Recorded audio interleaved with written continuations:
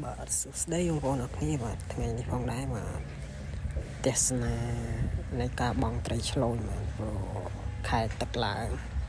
ចឹងហើយត្រីឆ្លូញច្រើនហើយមើលទេសភាពតាមវាស្រែផងហើយខែនេះក៏ត្រីបង់ត្រីទៀតពងរៀបចំសំណាញ់ជះត្រីអីបាទតិចទៀតនេះនឹងជះសំណាញ់សាក់មើលហើយក៏មកស្នាញ់ក៏បានរៀងក្រែលហើយបាទពងរៀបចំជះហើយបាទអូខែនេះត្រូវត្រីឆ្លូញច្រើនខែស្រូវបែកផងហើយណាមួយទឹកឡើងទៀតបងចាស់ច្រាវមក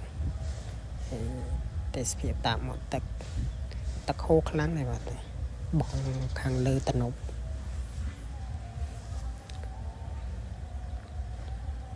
ចាំមើលបានប៉ុន្មានដែរបងប្អូន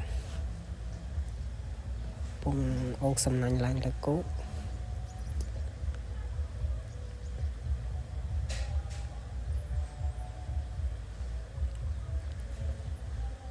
បាន